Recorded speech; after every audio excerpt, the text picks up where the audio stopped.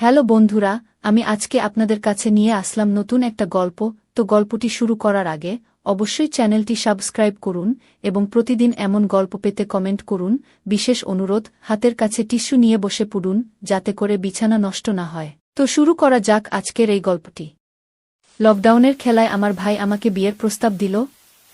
আমি হতবাক হয়ে গেলাম যখন আমার ভাই আদিত্য বলল, লকডাউনে ট্রুথ অর ডেয়ার খেলার সময় তোর প্রশ্ন ছিল, তুই কি কখনো আমাকে ভাইয়ের চেয়ে বেশি কিছু ভেবেছিস? আমি মাথা নাড়িয়ে সম্মতি জানালাম। তুই আমার চোখে চোখ রেখে বললি, এবার আমার দেয়ার শোনো। আমি অপেক্ষা করলাম। তুই ধীরে ধীরে বললি, আমাকে বিয়ের প্রস্তাব দে, ভাই নয়, স্বামী হিসেবে। আমি প্রস্তুত তোকে স্বামী হিসেবে পেতে, ছেলেদের বাবা হিসেবে পেতে। কোভিড লকডাউনের সময় আমরা ভাইবোন দুজনেই বাড়িতে আটকে ছিলাম। আমার বয়স ২৬, আদিত্যের ২৪। একদিন সন্ধ্যায় আমরা একটু বোর হয়ে ট্রুথ অর ডেয়ার খেলা শুরু করলাম। জোরে বৃষ্টি পড়ছিল, বিদ্যুৎ চলে গিয়েছিল। আমরা মোমবাতির আলো বসেছিলাম। আমি আদিত্যকে জিজ্ঞেস করেছিলাম, ট্রুথ না ডেয়ার? সে বলেছিল, ট্রুথ। আমি তাকে জিজ্ঞেস করেছিলাম, তুই কি কখনো আমাকে ভাইয়ের চেয়ে বেশি কিছু ভেবেছিস? আমি এটা একটা মজার প্রশ্ন হিসেবে করেছিলাম, ভাবিনি সে হ্যাঁ বলবে। সে হ্যাঁ বলে মাথা নাড়াল। আমি অবাক হয়ে গেলাম। এবার আমার পালা, আমি বললাম। আমি ডেয়ার নিচ্ছি। আমি আসলে বলতে চেয়েছিলাম আদিত্য আমাকে কনফেশন করবে যে সে মজা করছিল, ট্রুথে মিথ্যা বলেছিল। কিন্তু আদিত্য আমার কথা ভুল বুঝে চারপাশ দেখে নিয়ে হঠাৎ হাঁটু গেড়ে বসে পড়ল। অঞ্জলি, আমি তোকে ভালোবাসি, সে বলল। আমি জানি আমরা ভাইবোন, কিন্তু আমার অনুভূতি আর লুকাতে পারছি না। আমি তোকে আমার স্ত্রী হিসেবে পেতে চাই। আদিত্য, আমি চিৎকার করে উঠলাম। তুই কি পাগল হয়ে গেছিস? আমি তোর বোন। তুই এরকম কথা কিভাবে বলতে পারিস? এই গল্পটি সম্পূর্ণ শুনলে আপনাদের পানি অটোমেটিক বের হয়ে যাবে, সো যত দ্রুত সম্ভব হাতের কাছে টিস্যু নিয়ে বসে পড়ো। বিছানার চাদর যেন নষ্ট না হয় সেটা সম্পূর্ণ খেয়াল রাখার অনুরোধ জানিয়ে গল্পটি এখন শুরু করব। তার আগে সর্বশেষ অনুরোধ, দয়া করে এমন পানি বের করার গল্প নিয়মিত শুনতে আমাদের চ্যানেলটি সকলেই সাবস্ক্রাইব করুন। ধন্যবাদ। হ্যালো বন্ধুরা, আমার নাম শ্রাবন্তী রায়। আমার বয়স ৪২ বছর। আমার স্বামীর নাম অনিন্দ রায়, বয়স ৪৫ বছর। আমাদের ২ সন্তান, অর্ণব আর দীপা। অর্ণব ১৯ বছর বয়সী, কলেজে পড়ে। দীপা ১২ বছর বয়সী, স্কুলে যায়। আমি শুরু করছি। আমার জীবনে ঘটে যাওয়া একটা অদ্ভুত ঘটনার কথা বলতে চাই। সবকিছু শুরু হয়েছিল গত বছর, যখন আমরা পুরনো বাড়ি থেকে নতুন একটা বাড়িতে উঠেছিলাম। শহরের একদম প্রান্তে মায়াপুর নামের একটা ছোট গ্রামে আমরা একটা পুরনো বাড়ি কিনেছিলাম। এটা ছিল একটা বিশাল বাড়ি, প্রায় ১০০ বছরের পুরনো। আমার স্বামী অনিন্দ এটা খুব কম দামে পেয়েছিল। বাড়িটা বিক্রি করার জন্য উন্মুখ ছিল ওর মালিক, যদিও কেন তা ঠিক বলেননি। শুধু বলেছিলেন যে বাড়িটা দেখাশোনা করা তার পক্ষে আর সম্ভব না। তিনি বৃদ্ধ হয়ে গিয়েছিলেন, আর তার ছেলেমেয়েরা সবাই বিদেশে থাকত।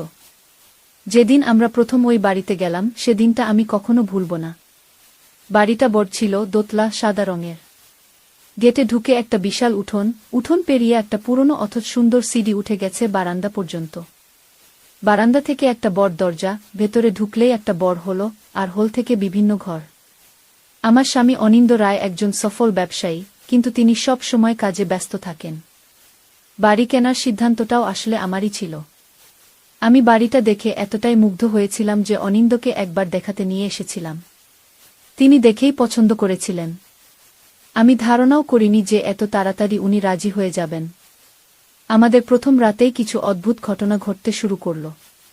রাত প্রায় ২টোর সময় আমি একটা শব্দে ঘুম থেকে জেগে উঠলাম। কে যেন সিঁড়ি দিয়ে উঠছিল।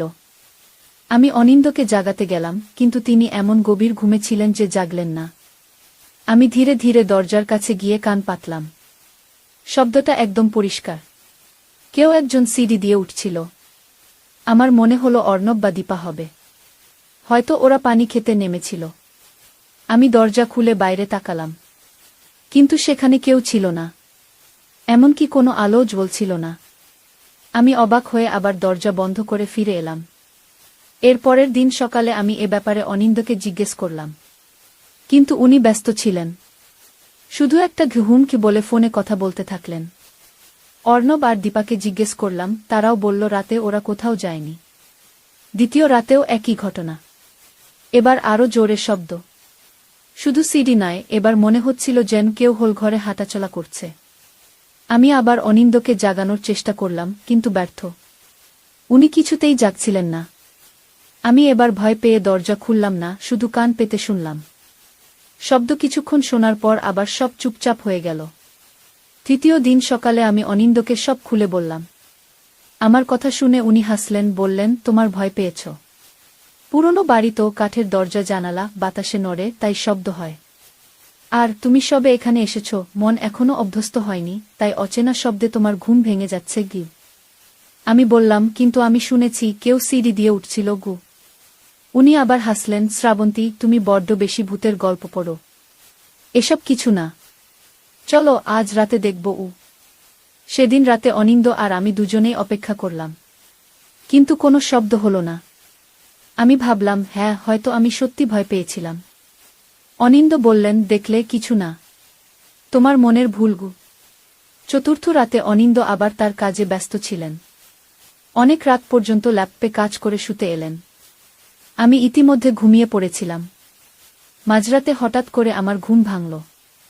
আমি চোখ খুলে দেখি অনিন্দ আমার পাশে নেই। আমি উঠে বসলাম। ঘড়ির দিকে তাকালাম, রাত 3টে। আমি ধীরে ধীরে দরজার কাছে গেলাম। দরজা একটু ফাঁক করে তাকালাম। আর তখনই আমি দেখলাম কেউ একজন সিঁড়ি দিয়ে উঠছিল। একটি ছায়ামূর্তি ধীরে ধীরে একটা একটা করে সিঁড়ি বেয়ে উঠছিল। আমি চোখ বড় বড় করে তাকিয়ে রইলাম। আমি প্রথমে ভাবলাম অনিন্দ হবে, কিন্তু না। মূর্তিটা অনেক লম্বা, অনিন্দর থেকেও লম্বা।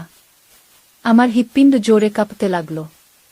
আমি দরজা বন্ধ করে ফেললাম আর দৌড়ে গিয়ে বিছানায় শুয়ে পড়লাম।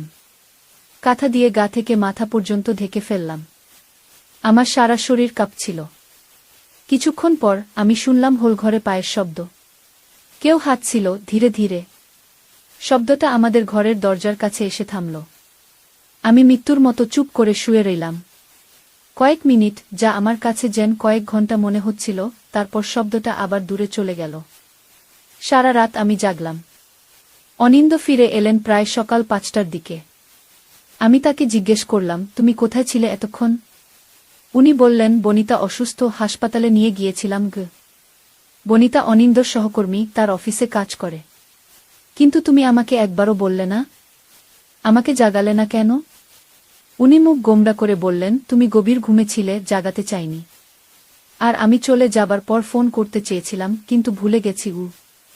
আমি বিশ্বাস করিনি, কিন্তু ঝগড়া করতে চাইনি। শুধু বললাম, অনিন্দ, গত রাতে আমি আবার সেই ছায়ামূর্তি দেখেছি। কেউ একজন সিঁড়ি দিয়ে উঠছিল। উনি চিৎকার করে উঠলেন, তোমার কি মাথা খারাপ হয়েছে? এসব কি বাজে কথা বলছ? ভূতটুত কিছু নেই। তোমার মাথার ভেতর সব উনি যেভাবে চিৎকার করলেন, আমি অবাক হয়ে গেলাম। অনিন্দ কখনো এভাবে কথা বলতেন না আমার সাথে। আমি বুঝতে পারছিলাম না কেন উনি এমন ব্যবহার করছেন। ওই দিন সন্ধ্যায় আমি আমার ছেলে অর্ণবকে সব বললাম। অর্ণব অবিশ্বাস করেনি আমার কথা। বরং বলল, মা, আমারও কিছু অদ্ভুত জিনিস চোখে পড়েছে। আমি দেখেছি মাঝে মাঝে আয়নায় অন্য কারো প্রতিবিম্ব দেখা যায়। একদিন আমি বাথরুমে ছিলাম, আর আয়নায় দেখলাম একটা মহিলা আমার দিকে তাকিয়ে আছে। আমি চমকে উঠে পেছনে তাকালাম, কিন্তু কেউ ছিল না গি। আমি অবাক হয়ে গেলাম। তুই আমাকে আগে বলিসনি কেন? বাবা বলেছে এসব আমার মনের ভুল। বাড়ি নতুন, তাই এরকম মনে হচ্ছে গি। আমি দীপাকে ডাকলাম, জিজ্ঞেস করলাম, দীপা, তুইও কি কোনো অদ্ভুত জিনিস দেখেছিস এই বাড়িতে? দীপা চুপ করে রইল। তারপর আস্তে আস্তে বলল, মা, আমি সেই মহিলাকে দেখেছি।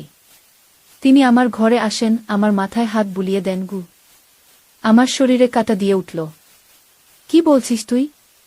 সে কে? কেমন দেখতে? খুব সুন্দর, লম্বা চুল, সাদা শাড়ি পরা।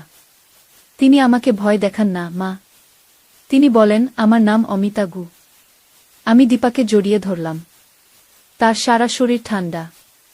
তুই ভয় পাস না? প্রথমে পেয়েছিলাম, কিন্তু তিনি তো কিছু করেন না, শুধু কথা বলেন। কি কথা বলেন? তিনি বলেন, তোমাকে সাবধান থাকতে। তিনি বলেন, অনেক বছর আগে তিনি এই বাড়িতে থাকতেন। তারপর তিনি অদৃশ্য হয়ে গেছেন। তিনি বলেন, এই বাড়িতে একটা রহস্য আছে গি। আমি আর অর্ণব দুজনেই অবাক হয়ে দীপার দিকে তাকিয়ে রইলাম। দীপা এমন একটা মেয়ে যে কখনো মিথ্যে বলে না। সে যা বলছে তা সত্যি। পরের দিন আমি এক কাজে বাইরে গেলাম। ফেরার পথে বাড়ির আগের মালিকের বাড়ি দিয়ে আসছিলাম। হঠাৎ তাকে দেখতে পেলাম। তিনি বাগানে কাজ করছিলেন।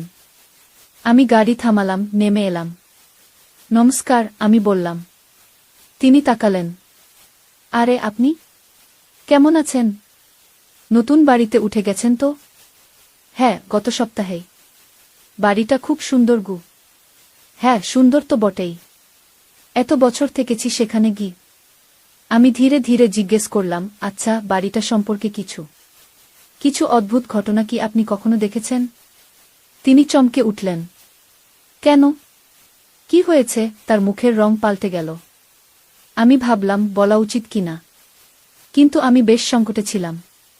বললাম, আসলে আমি কিছু অদ্ভুত জিনিস দেখছি সেখানে। মাঝরাতে কারো পায়ের শব্দ, ছায়ামূর্তি গু। তিনি আমার দিকে অদ্ভুত দৃষ্টিতে তাকালেন। আপনি অমিতাকে দেখেছেন? আমি অবাক হয়ে গেলাম। আপনি জানেন তার কথা? তিনি আমাকে তার ঘরে নিয়ে গেলেন। একটা পুরনো ফটোবই বের করলেন। একটা পাতা খুলে দেখালেন। এই দেখুন, অমিতা, আমার ঠাকুরমা। এই বাড়িটা তারই ছিল গো। আমি ছবিটা দেখলাম। দীপা যেমন বলেছিল ঠিক তেমনি। লম্বা চুল, সুন্দর মুখ, সাদা শাড়ি। আমি কাঁপা গলায় জিজ্ঞেস করলাম, উনি কি বেঁচে নেই? তিনি মাথা নাড়লেন।